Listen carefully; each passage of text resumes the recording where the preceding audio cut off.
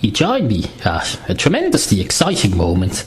It's into your head, number 234, interim show number 2, made using interim equipment that may or may not work. If it doesn't work, you'll never get to hear this. If it does work, you'll know that there was a chance of it not working, so you'll be more grateful than usual, not necessarily to me, but grateful to fate for sending you a show that may or may not have been sent to you. Not that it's sent by fate, but it's fate that it was sent, or that's what some would have you believe anyway. Those fate obsessives, they go around obsessing over their fate. They're usually people who end up on death row, and they say, oh, it's fate that I was here, it's fate I was destined to be convicted of this murder that I carried out, and I was destined to destined to whatever the hell is going to happen to me. It's not fair anyway. I didn't do it. Well, I did do it, but I shouldn't have been convicted. Was my head talking? My effed up, hateful head was speaking on my behalf, because I've got split personality. I've got one personality that's in my head, and the other personality that's in the rest of me. You really shouldn't listen to the one in my head, because my head is private. The fact that my head went out and murdered someone is none of your business. You've no business monitoring my thoughts. You're not the thought police. You're the, well, I suppose in a way you are the police, but you're here to police people, not police their thoughts. So the fact that I thought about going out and murdering someone is none of your business, and the fact that my head ordered my body to go out and kill someone and I went and did it, well, I suppose technically that's your business, because it's against the law, and it's your job to police law breaking and make sure that it's done in a reasonable, law-abiding way. Because if people... the police don't stop everything from happening. If they see a fella going across the road and there's a cat going the other way, and the cat is setting a bad example by jaywalking, and the fella decides to do the same thing and blame the cat, then there's nothing the cops can do about that sort of thing. The cat isn't required to obey the law. Why should he? For God's sake, if you run down a cat in this country, you don't have to report to the police. So why should the cat have to obey the laws if the people who run him over don't? It's absolutely fucking ridiculous. There's no equity between cats and humans in this country. Now, for if you're listening abroad, where I say this country, insert the words this country instead, which is in fact the same words that I said, but make your version of those words relate to the country that you're in, to make it more applicable. Basically, you're localising my podcast. Although admittedly it's still done in an Irish accent, but most of you are in America, and you're all Irish anyway. You all love to, whenever you go over there, you all go and say, hello, I've got an Irish granny, by the way, can you bring over some sulpidine, because I get a lot of hangovers here. We're not allowed to get sulpidines in American pharmacies. We're only allowed to have that. We're allowed to have that night something, that thing that gives you weird dreams. Well, we're not allowed to have that over here. We're not allowed to have proper cold medicine like what you do. It's almost worth having a cold in North America.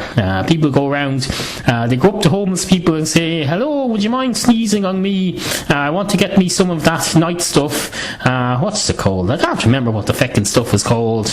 Frank Edward Nora on the Overnightscape Underground podcast is always going on about it. He gets sick and he goes and says, well, I take a bottle of this stuff now, or at least a spoon or two, or whatever their recommended dosage is, and then he goes and takes it and has funny dreams, and he describes them on his podcast, and then he goes and says, I'm feeling better now because I took this medicine, it makes me feel better, so I'm going to go out and record myself walking in the subways of New York City, because that's what he does. He goes around the subways of New York City and says, hello, I'm Frank Nora.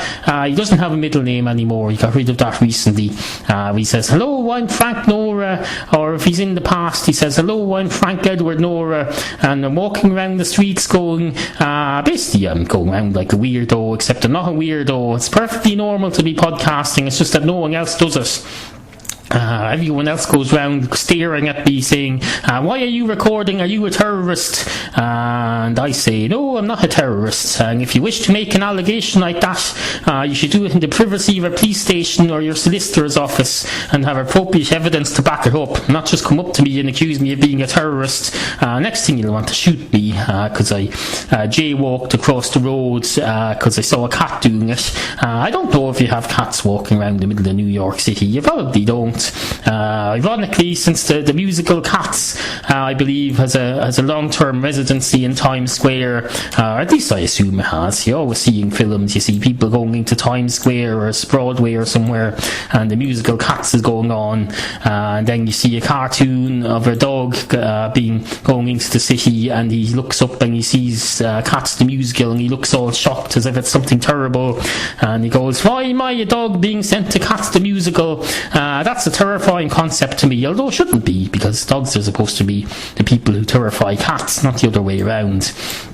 Except of course in Tom and Jerry, although Cats the musical wasn't around in those days, there probably was a musical about cats, but it wasn't very prominent. They didn't have the Andrew Lloyd Webber thing, or is that an Andrew Lloyd Webber thing? I don't know. Probably that's the sort of thing he'd probably do, a musical about cats. And then you have the Queen musical where they're all going, Galileo, Galileo, Galileo, here's the thing, there's a guy called Galileo and he's trying to save music or something, and Bell Nelton wrote it, and it's got Queen songs in it, and as far as I'm concerned, it's a load of crap. I'm never going to see that crap. I believe they're working on a sequel now. I presume, I don't know, I presume they're all dead in it, because there's no new Queen songs, because they're all dead, unless you count the album last year with that fella, what's his name, who's not dead. He's not dead, but I'll tell you, he may as well be, because he's not doing that stuff anymore. He's back to doing his old stuff. But no, you can't have that sort of thing going on. Well, I suppose you can. It's perfectly legal. There's no law whatsoever against setting up a musical about cats and giving it a residency in the middle of New York City. But frankly, if it wasn't, if Stalinism and dictatorship didn't have such a bad reputation because of Hitler, I'd be suggesting here and condoning that sort of thing should be illegal. But I'm not, because I'm in favour of freedom, because I've seen what happened with Saddam Hussein.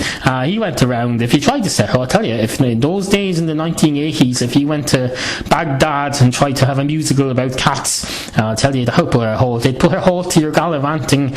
They'd say, what do these cats signify? Is this an anti-Muslim thing? Because if it is, we're going to bomb America. That's what we're going to do.